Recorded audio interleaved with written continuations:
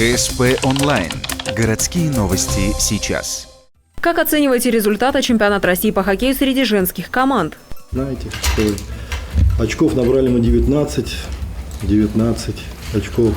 Что касается по игре команды, то я с уверенностью скажу, что команда во второй половине стала играть лучше.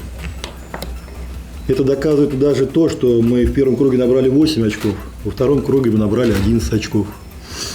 То, что у нас раньше был один бомбардир Фануза Кадирова, у нас во второй половине стали забивать все, те, кто раньше и не забивал. У нас Салахудинова набил больше, чем в прошлом году намного. Коншина тоже. И по всем игрокам пройтись, они все стали играть намного лучше. Кстати, Сергей Николаевич, извините, Фануза Кадирова, ну всем известно, она сейчас готовится к чемпионату мира по хоккею в Швеции, по-моему, да?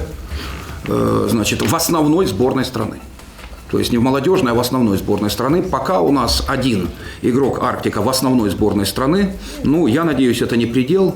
В том числе и среди здесь присутствующих есть кандидаты, которые достойно могут представить нашу страну на самом высоком спортивном уровне. Я беседовал с тренером и с его заместителем. Красноярские бирюсы бронзового призера чемпионата России.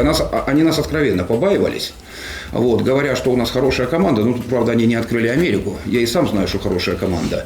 Но вы знаете, то, что у нас хорошая команда, более всего запомнит Агидель. Мы их лишили золота. Взяв 3 очка у этой весьма наглой, напористой, грубой команды. То есть я, честно говоря, в мужском хоккее не видел, что били наотмашь по шее клюшкой. Я имею в виду инцидент, который произошел с Сандрой в первой игре, по-моему. То есть вы должны понимать, что шея – это место незащищенное. И вот так вот наотмашь, пусть даже случайно, хотя что там случайного, это вообще не игровой эпизод был, вот так вот бить одного из наших лидеров, ну, сами понимаете, это говорит возможно, даже и о неких установках на игру. Немножко мы подпортили настроение Агидели, конечно, но это спорт, сами понимаете. Есть выигрыши, есть проигрыши, никуда от этого не денешься. Тоже нам чуть-чуть не хватило, конечно, и с Бирюсой тоже, хотя мы у нее очко отобрали, могли и больше. Кстати, гол-то забили с нарушением правил, да, что потом признала судья. Да. Вот вы не знаете, по-моему, об этой коллизии. То есть вторую игру в Красноярске мы 2-3 проиграли в дополнительном времени, а дополнительное время, вы знаете, до гола. И, собственно, гол в дополнительном времени забили с положения вне игры. Так? И судья это сама признала. Ну, правда, она извинилась уже после хоккейного матча, как говорится, после драки кулаками не машут, но тем не менее. Ну, такое в спорте случается. Вот. Но, понимаете, обидно, когда наша Танечка Китаева забивает примерно из аналогичной ситуации. Ну, пусть эта шайба не имела решающего значения, она не принесла бы нам очков, скорее всего. Но обидно. Какие задачи стояли на сезон? Выполнила ли их команда? Никогда я не ставил эти задачи. Все зависит от состава команды и от начала чемпионата. Как ставить задачи перед чемпионатом, там, если у нас нет товарищеских игр, там, ни одного турнира, ни команда полностью, если не укомплектована, там, ну, это сложно, поэтому стараемся в процессе, самое главное, улучшить игру команды. Как оцениваете нынешний состав команды? Пришли другие лидеры и другие игроки подтянулись, и это говорит о том потенциале, что девочки, которые, как говорится, были в тени, они тоже показали свои положительные моменты, положительную игру. Это тоже радует. И поэтому и нет такого разрыва в пятерках, не было, как у нас раньше было. Там одна пятерка у нас обычно, те, кто выходили первые во главе с Фанузой, они забивали большую часть голов и большую часть игры они тащили на себе. В этом году уже подтянулись и остальные пятерочки. Поэтому это уже приятно радует. Планируется ли усиление состава на следующий игровой сезон? По количеству игроков я могу сказать, что человек 5 нам надо обязательно. Фамилии пока не назову, потому что при отсутствии вообще цивилизованного рынка в женском хоккее его просто не существует. Просто не существует. И любая названная мною фамилия, она как бы повысит конкуренцию в борьбе за этого игрока. Поэтому, извините, я пока не отвечу. Хотя наметки есть. В чем трудности Ухтинского клуба? Отличаются ли они от нужд других женских команд? Я имею в виду Агидель, упомянутый здесь, играет в системе Салават Юлаев. Ну, кто разбирается в хоккее, тот понимает, что значит Салават Юлаев для Башкирии. Вот, то есть это, так сказать, республиканское достояние.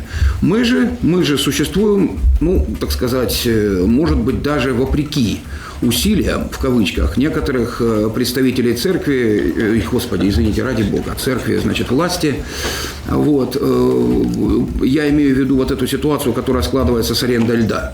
Нам в течение сезона с 1 января повысили ее в 6 раз. Не на 6%, и не на 66%, в 6 раз. В середине сезона. На фоне, ну, как вы понимаете, отнюдь не процветания команды, хотя бы за счет вот колебаний этих валютных курсов, всю амуницию мы покупаем, так сказать, она импортная. И вы прекрасно понимаете, как влияет цена на стоимость этой самой амуниции в 6 раз. То есть вот это несмотря на то, что город, в общем-то, зачастую проводит мероприятия на территории университета, значит, и, в общем-то, ну, хотя бы, так сказать, какое-то понимание хоть было проявлено. Я лично писал письма Сергею Соболеву, заму Бусарева, значит, сам Бусарев настолько недоступен, что, значит, я не знаю, скорее его посетит отставка, чем простой житель города в моем лице. То есть у меня, например, сложилось такое впечатление, что мы расплачиваемся в том числе и за административные управленческие провалы, к коим мы не имеем никакого отношения. Но выход мы находим экстенсивным путем. Мы просто-напросто изыскиваем возможность платить по счетам, по тем счетам, которые нам выставляют. Вот. Но, понимаете, с таким отношением успехов в большом спорте в нашей стране не будет. Этот спортивный сезон был первым для чемпионата России среди женских команд, прошедшим под эгидой КХЛ. Какие изменения почувствовали клубы? Требования, предъявляемые нам, очень высокие по организации и проведению соревнований и по всем остальным экономическим делам и всем остальным. Нам нести премии этих требований практически невозможно. Поэтому сейчас рассматривается вопрос о создании женской лиги под эгидой Федерации хоккея России. Я считаю, что это правильно. Нужно создавать свою структуру женской хоккейной лиги, которая бы более четко и правильно понимала те задачи женского хоккея. Потому что КХЛ все-таки это лига для мужского хоккея на сегодня. Чувствуют ли хоккеистки поддержку болельщиков? Между периодами я, когда вышла с раздевалки, посмотрела на трибуны и удивилась, что и вправду на наши игры ходит столько людей. И хотелось бы вот реально от души поблагодарить за то, что они приходят к нам и за нас болеют. Спасибо большое болельщикам.